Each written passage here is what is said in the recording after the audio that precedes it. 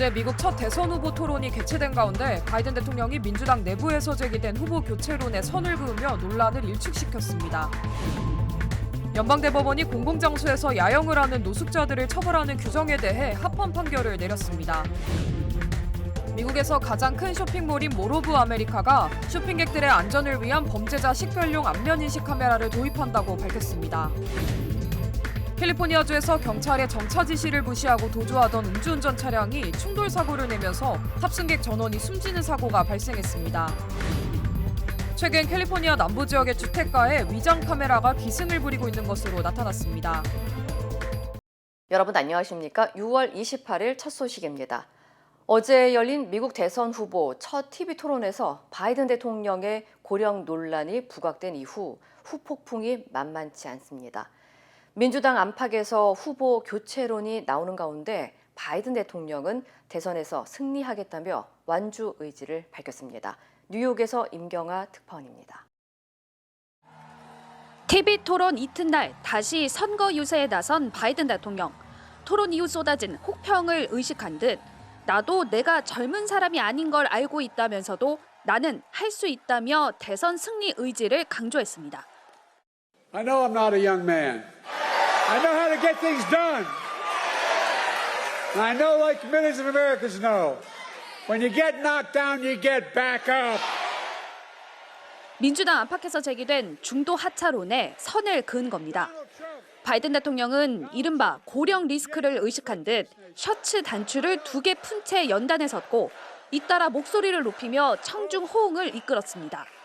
앞서 토론 직후 애틀랜타 시내 한 와플 식당에서도 거짓말쟁이와 토론하는 건 어렵다면서 상대에게 책임을 돌렸습니다. Do you have any concerns about your performance? No, it's hard to debate a liar.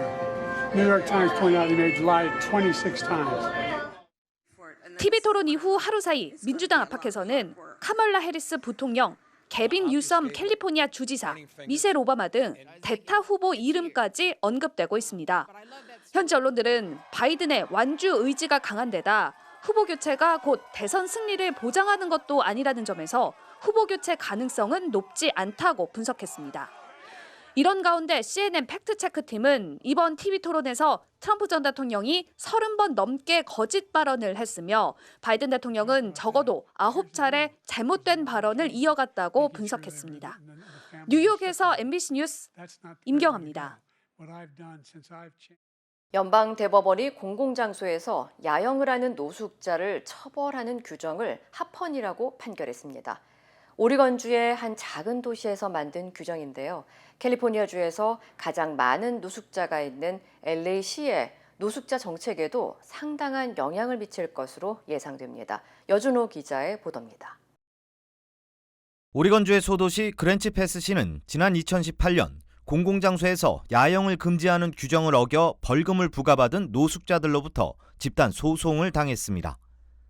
처벌이 너무 과하거나 비정상적인 처벌을 금지하는 수정헌법 제8조를 위반했다는 이유였습니다. 시 규정에 따르면 공원 등 공공장소에서 잠을 자는 행위는 불법이며 이를 어길 경우 벌금형이나 징역형까지 부과할 수 있습니다.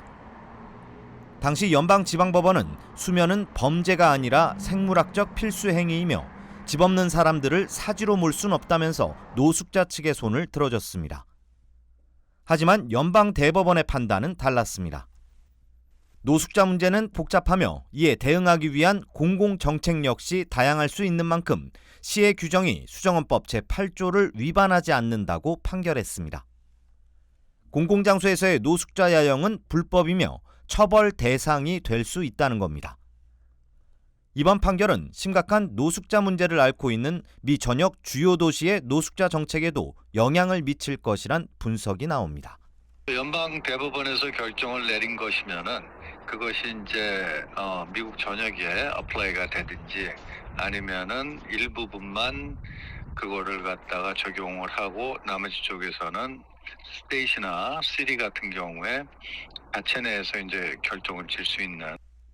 그동안 반인권 논란으로 노숙자 단속에 발이 묶여있던 캘리포니아주는 각 지역 정부가 법적으로 정책을 시행할 수 있는 확실한 권한을 갖게 됐다면서 이번 판결을 환영했습니다. 반면 캘리포니아주에서 가장 노숙자 문제가 심각한 LA시의 캐런베스 시장은 위기를 해결할 수 있는 방법은 주택 공급과 노숙자 지원 서비스뿐이라면서 실망스러운 판결이라고 비판했습니다. 그러면서 LA시의 지원 프로그램으로 지난해보다 노숙자 문제가 크게 개선됐다고 평가했습니다. 다만 LA시의 경우 그동안 수많은 주민들이 지지부진한 길거리 노숙 문제 해결을 시 당국에 지속적으로 요청해왔던 만큼 이번 판결이 향후 LA시의 노숙자 정책에도 적잖은 영향을 미칠 것이란 전망이 나오고 있습니다. MBC 뉴스 여준호입니다. 미국의 한 대형 쇼핑몰에 쇼핑객들의 안전을 위해 얼굴 인식 카메라가 도입됐습니다. 미국에서 가장 큰 쇼핑몰인 미네소타주의 몰 오브 아메리카는 최근 쇼핑몰 총격 사건과 관련해 보안을 강화하고 쇼핑객들의 안전을 위한 방안으로 안면 인식 카메라 시스템을 도입한다고 밝혔습니다. 관계자들은 해당 카메라가 무단 침입자나 법 집행 기관에서 위험한 인물로 식별된 사람 또는 수배 중인 범죄자 등의 얼굴을 저장했다가 관련 인물이 쇼핑몰 안에 들어왔을 경우 찾아낸다고 설명했습니다. 위험 인물로 포함되지 않은 사람들의 모습에 대한 데이터는 저장되지 않으며 법 집행 기관이 아닌 다른 곳에는 정보가 전달되거나 보관되지 않는다고 덧붙였습니다. And our system is not scanning faces to go find out who you are. 국토안보부에 따르면 해당 카메라 프로그램은 99.3%의 확률로 범죄자들을 정확하게 식별해낸 것으로 알려졌습니다. 앞서 지난 3월 몰 오브 아메리카는 총기 탐지견을 도입하거나 순찰과 보안 인력 배치를 확대한 바 있습니다. 캘리포니아주에서 경찰의 단속을 피해 도주하던 음주운전 차량이 다른 차량과 충돌하면서 차에 타고 있던 탑승객 전원이 숨지는 사고가 발생했습니다. 샌버나디노 카운티 셰리프국에 따르면 오늘 새벽 2시쯤 렌초 쿠카몬가 지역의 16번가와 마운틴 애비뉴 인근에서 음주운전 차량 단속을 하던 도중 정차 요구를 무시하고 도주한 2018년형 현대 차량과 추격전을 벌였습니다. 도주하던 차량은 북쪽으로 향하던 도중 포드 머스탱 차량과 충돌한 뒤 신호등 기둥에 부딪히며 멈춰섰습니다. 결국 충돌로 용의자 차량에 타고 있던 남성 4명이 숨졌고 포드 차량에 타고 있던 2명은 부상을 입고 병원으로 이송됐습니다. 경찰은 이 사고로 음주운전 차량과 피해 차량이 형체를 알아볼 수 없을 정도로 파손됐다고 밝혔습니다. 한편 경찰은 음주운전 차량에서 장전된 총기가 발견됐으며 정확한 사고 경위를 조사 중이라고 전했습니다. 캘리포니아 남부 지역의 주택가에서 위장용 카메라가 기승을 부리고 있는 것으로 나타났습니다. 산타바바라 카운티 셰리프국은 지난 4월 16일 조경 작업을 하던 정원사가 한 주택의 마당 덤불 속에 숨겨져 있던 위장 카메라를 발견했다고 밝혔습니다. 카메라는 위장용 테이프와 식물로 덮여져 렌즈 부분을 제외하고 숨겨져 있었으며 충전기와 SD카드가 달려있던 것으로 확인됐습니다. 당국은 최근 이 같은 위장 카메라 범죄가 확산하고 있으며 남미에서 넘어온 관광 절도범들과 연관됐을 가능성이 높다며 카메라를 발견했다면 즉시 신고할 것을 당부했습니다. There's someone watching my house. People in and out here, and I deeply recommend you put some camera around your house. 한편 최근 위장 카메라는 칼라바사스와 글렌데일, 치노힐스, 아람브라 지역 등에서도 발견된 것으로 알려졌습니다. 캘리포니아 남부 지역에서 화물과 차량 도난 사건으로 수십 명이 체포됐습니다. 캘리포니아 고속도로 순찰대에 따르면 지난 20일 국토안보수사국을 포함한 여러 법 집행 기관들이 기차에서 도난된 수많은 차량과 화물에 대한 합동 수사로 캘리포니아 남부 지역 3개 카운티와 애리조나에 위치한 장소에 수색 영장을 집행했습니다. 이와 관련해 모두 51명이 체포됐으며 열차 절도와 도난, 약물 판매, 무기 소지 등 여러 중범죄 혐의를 받고 있습니다. 당국은 이번 조사를 통해 도난당한 $800만 이상의 화물과 현금 $32만 5천, 소총과 권총 20정, 도난 차량 20대와 각종 약물 등을 회수했다고 밝혔습니다. 한편 체포된 사람들의 신원은 밝히지 않았으며 추가 수사를 진행하고 있다고 전했습니다. LA 한인타운을 돌아다니며 미성년자를 상대로 성폭행을 저지른 남성이 체포됐습니다. LAPD는 지난해 2월부터 올해 5월까지 LA 한인타운 중학교 인근에서 미성년자 3명을 성폭행하고 같은 수법으로 또 다른 13명에게 접근한 혐의로 25살의 케네스 텔레즈 오르도네즈를 체포했다고 밝혔습니다. 오르도네즈는 자신도 미성년자라고 속이며 11살에서 16살 사이 중학생들에게 접근했고 여학생들을 자신의 차량으로 유인한 뒤 범죄를 일삼았던 것으로 드러났습니다. 또 남성은 성폭행을 저지르는 모습을 사진이나 영상으로 남겨 소셜미디어에 업로드하기까지 한 것으로 확인됐습니다. 한편 LAPD는 더 많은 피해자가 있을 수 있다면서 주민들에게 적극적인 제보를 당부했습니다. 1년 반 동안 폐쇄됐던 캘리포니아주의 주요 관광지인 벤츄라 피어가 다시 개장합니다. 벤츄라시 의회는 이번 주 일요일 아침 8시부터 캘리포니아의 주요 관광지 중 하나인 벤츄라 피어를 재개장할 예정이라고 밝혔습니다. 앞서 지난해 벤츄라 피어는 눈 폭풍과 파도로 말뚝과 버팀목이 부서지면서 일반인의 출입을 금지하고 1년 반 동안 공사를 진행한 바 있습니다. 당국은 이번 재개장으로 많은 관광객들이 다시 모여들 것으로 기대했습니다. It'll be more like 1,000 plus. So many people in the city of Ventura have been waiting for this, and our city has 100 plus thousand people. I think 20% of them will be here. 한편 이번 수리 비용으로는 총 330만 달러가 지출됐으며 시 당국은 연방비상관리청과 주정부로부터 수리 비용의 93%에 달하는 비용을 상환받을 예정입니다. 계란을 꾸준히 섭취하면 노인성 치매 예방에 도움이 된다는 연구 결과가 나왔습니다. 미국 터프트 대학교 프리드먼 영양과학 정책대학원 연구팀은 24년 동안의 데이터가 축적된 러시 메모리 노화 프로젝트의 데이터로 노인 1,024명을 분석한 결과 계란 노른자의 주요 영양소 중 하나인 콜린이 알츠하이머 발병 위험을 47% 낮춘다고 설명했습니다. 특히 계란 노른자에 포함된 이 콜린이라는 성분 덕분에 일주일에 계란을 한 개라도 먹는 사람이 그렇지 않은 사람보다 기억력 감퇴 속도가 느려진다는 점도 발견했다고 전했습니다. 이어 콜린은 기억을 저장하는 데 중요한 신경 전달 물질의 합성과 방출을 지원한다며 뇌 기능 유지에 중요한 역할을 하는 필수 영양소라고 덧붙였습니다. 한편 연구팀은 건강을 위해서 하루에 계란 2개 이상을 섭취하는 것이 바람직하다고 설명했습니다. 다양한 고급 레스토랑을 저렴한 가격으로 이용할 수 있는 이벤트가 LA에서 진행됩니다. LA시 관광국은 지역 경제 활성화를 위해 다음 달 12일부터 15일 동안 LA시의 고급 레스토랑에서 저렴한 가격으로 점심과 저녁을 먹을 수 있는 다인 LA 행사를 개최한다고 밝혔습니다. 다인 LA 행사에는 50여 개의 미슐린 등급 레스토랑을 비롯한 400여 개의 레스토랑에서 평균 15달러에서 65달러 사이의 가격의 식사를 즐길 수 있습니다.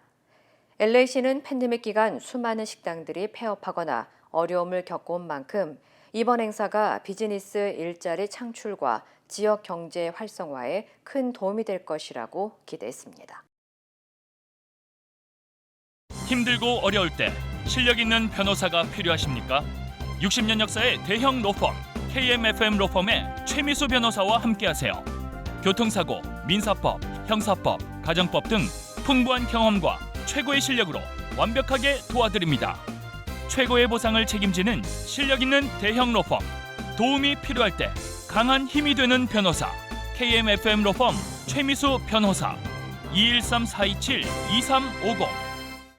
31명의 사상자를 낸 화성 배터리 공장. 아리셀 측이 안전보건공단의 위험성 평가에서 우수 사업장으로 인정받은 사실이 확인됐습니다. 공단 측에서는 화재와 폭발 우려를 지적하면서도 그동안 사고가 없었다는 점에서 높은 점수를 줬습니다. 박소희 기자입니다. 지난 2021년 2월 아리셀은 공장의 위험성을 현장에서 심사해달라고 당국에 신청합니다. 심사를 맡은 기관은 노동부 산하의 안전보건공단입니다. MBC가 입수한 당시 현장 심사 결과입니다. 각종 인화성 화학물질 사용으로 화재와 폭발 우려가 있다고 지적하기도 했습니다. 하지만 종합 점수는 100점 만점에 81점으로 기준을 충족했다며 위험성 평가 우수 사업장으로 인정했습니다. 이듬해 후속 평가에선 근로자의 안전보건 관리에 많은 노력을 기울이고 있다며 더 높은 88점을 줬습니다. 작년 12월 심사에서도 총점 75점으로 3년 연속 우수 사업장 자격을 인정받았습니다. 하지만 참사 현장에 비상구가 제대로 있었는지, 외국인 일용직 노동자에게 안전교육은 제대로 실시했는지 의문이 잇따르고 있습니다. 국회에서 노동부의 안전관리를 질타했습니다. 노동부는 현실적인 어려움을 내비쳤습니다. 산업안전감독관이 1인당 2천여 개, 2만여 명의 그 노동자들을 감독하고 점검을 해야 되는데 이 점검과 감독을 통해서 이 모든 것을 해결하기는 좀 어렵다. 고용노동부는 또 지난해와 올해 2월 아리셀을 고위험 사업장으로 지정하면서 자율 예방만 강조하고 별다른 조치를 취하진 않은 것으로 나타났습니다. MBC 뉴스 박소희입니다. 지난달 한국의 생산과 소비 그리고 투자가 한꺼번에 줄어든 것으로 나타났습니다. 10개월 만에 이른바 트리플 감소를 보인 건데요. 그나마 수출은 좀 나아지는 추세라지만 내수가 영 부진합니다. 이에 정부는 경제의 구조적 문제를 해결할 역동경제 로드맵을 내놓겠다는 방침입니다. 김세영 기자입니다. 국내 생산이 한 달 만에 다시 하락세로 돌아섰습니다. 통계청이 발표한 5월 산업활동 동향에 따르면 지난달 전 산업 생산지수는 113.1로 전월 대비 0.7% 감소했습니다. 주력 업종인 반도체 생산은 석 달 만에 반등하며 상승세로 돌아섰지만 광공업 생산이 1.2% 줄면서 하락세로 이끈 것으로 해석됩니다. 광공업에서 가장 큰 비중을 차지하는 제조업, 특히 기계 장비와 자동차 생산이 줄어든 영향이 큰 것으로 보입니다. 보험과 금융 등 서비스업 생산도 전월 대비 0.5% 줄었습니다. 기계 장비는 반도체 조립 장비나 웨이퍼 가공 장비 등 이제 반도체 장비에서 생산이 감소했고 자동차는 완성차에서 생산이 감소했습니다. 소비와 투자도 함께 줄었는데 소비자와 기업 모두 씀씀이를 줄인 셈입니다. 2달 연속 하락한 소매 판매는 의복과 화장품 판매가 줄어든 데 영향을 받았습니다. 설비 투자도 전월 대비 4.1% 줄면서 석 달째 감소세를 이어가고 있는데 건축과 토목에서 공사 실적이 줄면서 건설 기성, 공사 실적액은 전월 대비 4.6% 감소했습니다. 건설 경기의 부진에 경기 동행 지수도 98.8로 전월보다 0.6%포인트 줄어 4년 만에 가장 큰 폭으로 떨어졌습니다. 전 산업의 생산과 소매 판매, 설비 투자가 한꺼번에 감소한 건 지난해 7월 이후 10개월 만입니다. 정부는 앞으로 산업 구조를 전환하고 규제를 완화하기 위한 하반기 경제 정책 방향과 역동 경제 로드맵을 다음 달 발표할 예정입니다. MBC 뉴스 김세영입니다. 김진표 전 국회의장의 회고록 내용을 두고 파문이 커지는 가운데 당시 더불어민주당 원내대표였던 박홍근 의원이 김 전 의장으로부터 전해들은 대화 내용을 적어둔 메모장을 공개했습니다. 윤석열 대통령이 좌파 언론들이 2, 3일 전부터 이태원으로 사람이 몰리게 유도하는 방송을 내보낸 것도 의혹이라고 말했다는 내용이 적혀 있었습니다. 정상빈 기자입니다. 더불어민주당 박홍근 의원의 태블릿 PC 메모장, 국회의장과 대통령 면담 내용 전해들은 내용이란 메모가 있습니다. 이태원은 먹거리나 술집도 별로 없는데 그렇게 많은 인파가 몰렸다는 게 이해가 안 감. MBC, KBS, JTBC 등 좌파 언론들이 2, 3일 전부터 사람이 몰리도록 유도하는 방송을 내보낸 이유 의혹이라고 적혀 있습니다. 괄호 속에는 지인 부녀도 기사 보고 구경 갔다가 사고라고도 적혔습니다. 21대 국회 당시 민주당 원내대표로서 김진표 전 국회의장과 활발히 소통했는데 김 전 의장이 2022년 12월 5일 국가기도회에서 윤석열 대통령과 독대한 뒤 윤 대통령의 발언들을 전화로 말해줘 메모했다는 겁니다. 그때 한참 소위 음모설과 관련된 몇 가지 이야기가 있었거든요. 막 대통령의 그 이야기를 듣고 의장께서 깜짝 놀랐다는 것이고. 메모 작성 날짜는 2022년 12월 5일, 수정 일자는 바로 다음 날인 12월 6일로 이후 수정된 흔적은 없었습니다. 메모엔 특정 세력이나 인사에 대한 범죄성 사건이 의심되는데 장관을 사퇴시키면 혹시 나중에 범죄 사실이 확인될 경우 좌파 주장에 말리는 꼴이라고도 돼 있습니다. 박 의원은 김진표 전 의장이 입이 무겁고 없는 말을 지어낼 뿐이 아니라고도 주장했습니다. 대통령실은 국회의장을 지낸 분이 독대를 요청해 나눈 이야기를 멋대로 왜곡해 세상에 알려 개탄스럽다고 밝혔습니다. 다만 어떤 부분이 왜곡된 것인지에 대해 구체적인 설명을 내놓진 않고 있습니다.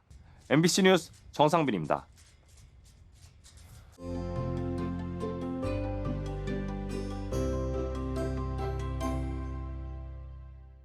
네, 안녕하세요. 평생 일을 한 은퇴자에게 소셜연금은 매우 중요한 수입원이므로 언제 어떻게 수령해야 가장 유리한지 계산해 보는 것은 꼭 필요한 일입니다. 또한 은퇴자의 수령 금액이나 시기와 맞물려 그 배우자의 소셜연금은 어떤 자격으로 주어지는지 그리고 언제부터 받을 수 있는지에 대한 내용도 매우 중요하므로 오늘은 그 주제를 중심으로 다뤄보겠습니다. 일단 배우자 자격으로 소셜연금을 수령할 수 있는 자격의 첫 번째는 배우자의 나이가 최소 62세 이상이어야 하고 결혼한 지 최소 1년 이상이 되어야 합니다. 예를 들면 남편은 소셜연금 수혜 연령이 되었지만 아직 아내가 62세가 안 되었다면 기다리셔야 합니다. 두 번째는 은퇴자가 이미 소셜연금을 받고 있어야 합니다. 즉 남편 또는 아내가 소셜연금을 신청하지 않은 상태에서 배우자가 먼저 소셜연금을 신청하실 수는 없다는 것입니다. 세 번째는 배우자는 소셜시큐리티 텍스를 낸 적이 없더라도 받을 자격이 주어집니다. 평생 남편은 일을 했지만 본인은 가정주부로서 일을 하지 않아 따로 개인소득 보고를 하지 않았더라도 수령 자격이 되는 것입니다. 네 번째는 은퇴자가 사망하게 되면 배우자는 은퇴자가 받던 소셜연금을 받게 됩니다. 단 본인의 배우자 연금이 아닌 스스로의 소셜연금을 받고 있었고 그 금액이 은퇴자의 것보다 더 크다면 그대로 본인 연금을 수령하시면 됩니다. 소셜연금 금액은 일반적으로 은퇴자 연금의 50%입니다. 단 정기 은퇴 연령이 아닌 62세에 신청하게 되면 나이에 따라 30에서 35%에 해당하는 배우자 연금을 수령하게 되며 정기 은퇴 연령에 신청해야 50%를 받게 되시는 것입니다. 정기 은퇴 연령보다 늦게 신청하게 되면 70세까지 매년 8%씩 금액이 늘어나게 됩니다. 통계로 나와 있는 것을 보면 81세 이상 살 수 있는 사람이라면 70세 이후에 연금을 수령하는 것이 유리하다고 합니다. 그렇지만 62세에 조기 수령한 연금을 생활비로 사용하지 않고 연 7% 이상의 투자 수익을 만들 수 있는 분이라면 조기 수령도 좋은 선택이 될 수 있습니다. 특히 자영업자의 경우에는 같은 금액의 소득이라도 부부가 각자 그 소득 신고를 하는 게 유리한지 아니면 한 사람의 이름으로 소득 신고를 하는 게 나을지도 미리 생각하셔서 유리한 쪽으로 준비하시는 것도 현명한 방법이 될 것입니다.